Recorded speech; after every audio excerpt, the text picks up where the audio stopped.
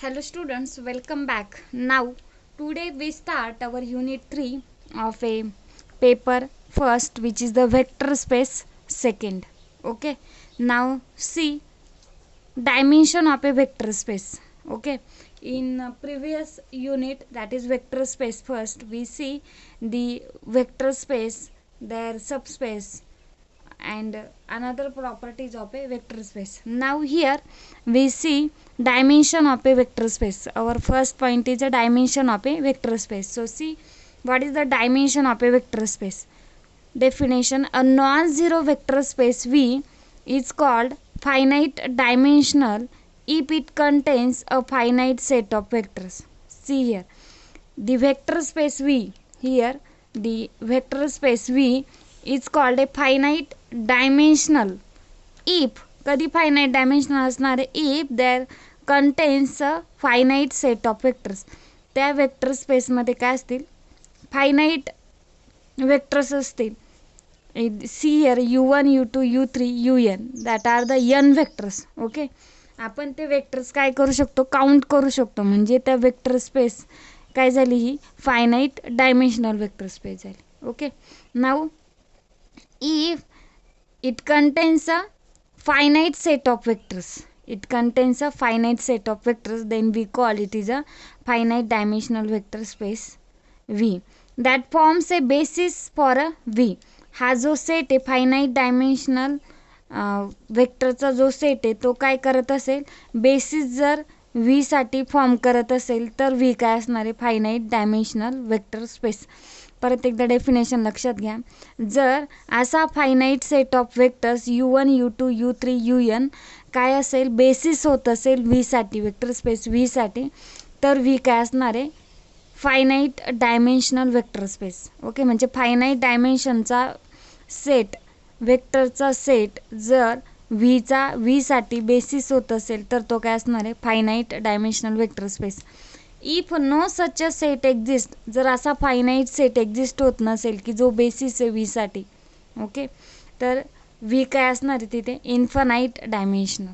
Okay, V is a infinite dimensional space. Okay, next see here example.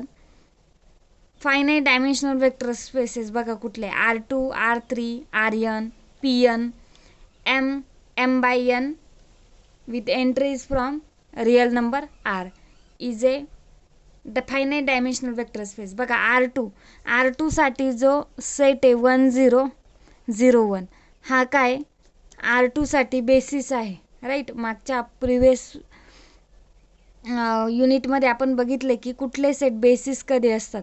Okay, हा जो आहे हा standard basis आहे R2 साठी. हा एक वेक्टर आहे u1, हा u2, म्हणजे दोनच वेक्टरचा जो सेट आहे तो R2 साठी बेसिस आहे. हा जो सेट आहे हा R2 साठी बेसिस आहे, त्याच्यामध्ये दोनच वेक्टर आहे. म्हणजे हा काय झाला, फायनाईट डायमेन्शनल, म्हणजे R2 काय झाली, फायनाईट डायमेन्शनल वेक्टर स्पेस झाला. सेम R3 साठी काय असतात बेसिस, कुठले, 1 0 0 0 1 0 and 0 0 1, right. This set is a basis for a R3 and which contains the finite dimensional finite set of finite vectors. Okay, so u1 u2 u3 ह्या तीनच वेक्टरचा set हा R3 साठी काय बेसिस आहे, म्हणजेच R3 काय झाली, फायनाईट. मग R2 साठी टू वेक्टरचा आहे तो R3 साठी 3 वेक्टरचा आहे, Rn साठी काय असणार, n वेक्टरचा म्हणजे तो काय झाला, फायनाईट डायमेन्शनल झाला. So Rn is also finite dimensional. Pn means set of vectors with n degree, polynomial n डिग्रीच्या ज्या पॉलिनॉमियलचा सेट आहे तो Pn असतो, राईट. हा जो Pn जी वेक्टर स्पेस आहे ती पण काय फायनाईट डायमेन्शनल आहे. नेक्स्ट याचं डायमेन्शन काय असणार, n+1 असणार आहे. Pn वेक्टर स्पेसचं डायमेन्शन काय येतं, n+1 येतं. ओके, n बाय n म्हणजे matrices with m by n, m rows n columns with entries from the real number. m by n with r म्हणजे काय, त्याच्या ज्या एंट्रीज आहेत त्या कुठल्या असणार आहे, रिअल नंबर्स असणार आहे. Okay, So these are the finite dimensional vector space. Next, infinite dimensional vector space. See here, f of, that means the set of functions with function which is from closed interval a b to r. This is a vector space. This is infinite dimensional.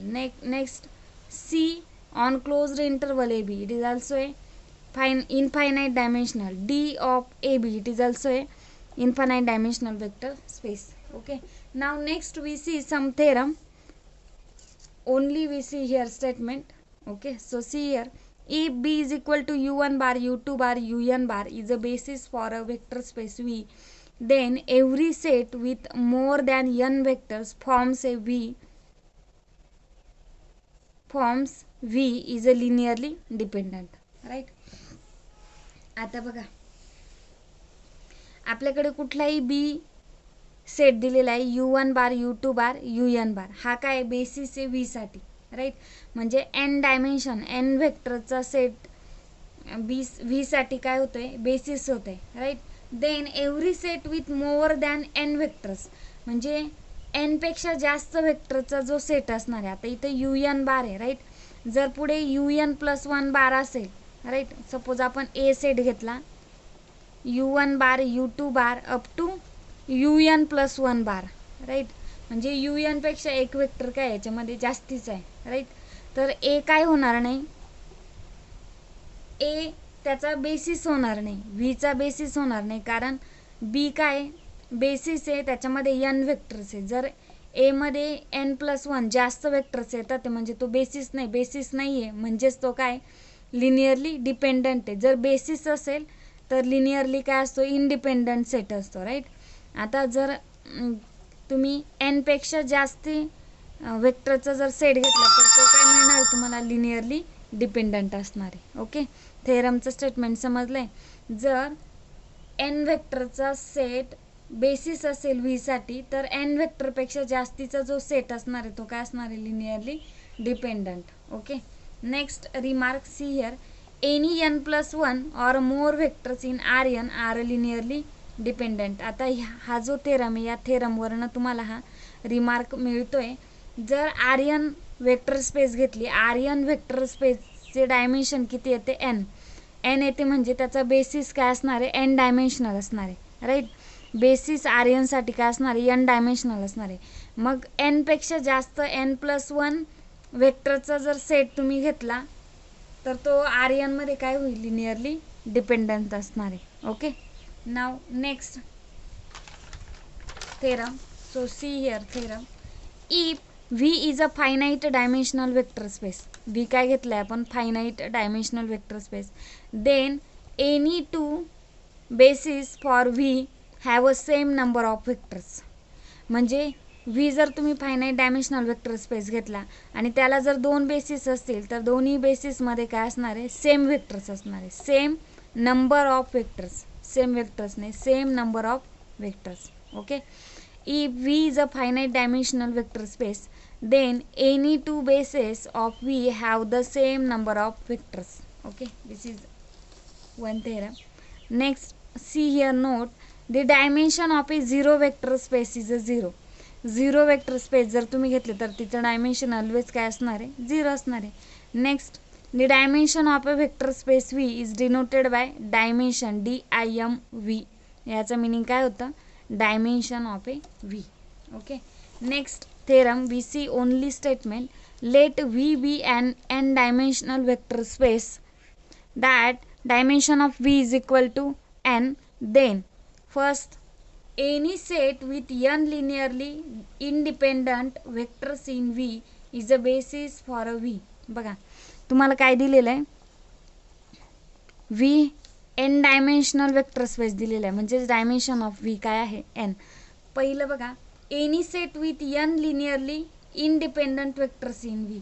जर कुठलाही set असेल n डायमेन्शनचा, तो जर linearly independent set असेल V मध्ये, तर तो काय होणार आहे, व्हीचा बेसिस होणार आहे. ओके, म्हणजे तुम्हाला काय पाहिजे, व्हीची डायमेन्शन n असेल आणि कुठलाही एखादा लिनियरली इंडिपेंडंट सेट असेल, तो पण n वेक्टरचा असेल, तर तो काय होतो, व्ही साठी ऑब्वियसली बेसिस होणार आहे. Next B, any set with n vectors which spans v is a basis for v.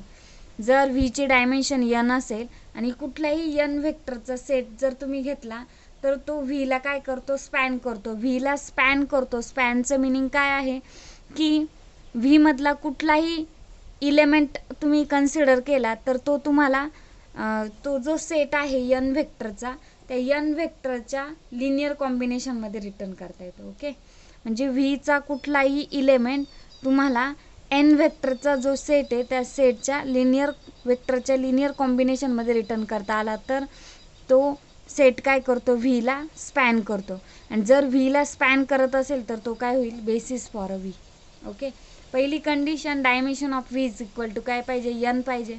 जर n व्हेक्टरचा सेट व्हीला स्पॅन करत असेल तर तो काय होईल, बेसिस होईल. किंवा n वेक्टरचा सेट जर लिनियरली इंडिपेंडंट असेल तर तो व्ही साठी काय असणार आहे, बेसिस असणार आहे. ओके, येते लक्षात. पहिली कंडिशन डायमेन्शन ऑफ व्ही काय पाहिजे, दोघांसाठी n पाहिजे. डायमेन्शन ऑफ व्ही n असेल आणि n लिनियरली इंडिपेंडंट सेट असेल तर व्हीचा बेसिस होणार आहे. किंवा जर n व्हेक्टरचा सेट व्हीला काय करत असेल, स्पॅन करत असेल तर तो काय होईल, व्ही साठी बेसिस होणार आहे. Okay, next theorem, let V be a vector space with dimension V is equal to n. बघा व्ही काय घेतलाय आपण, एक व्हेक्टर स्पेस घेतला, त्याचा डायमेन्शन काय आहे, V is equal to n. Okay, and first if S is equal to u1 bar u2 bar ut bar.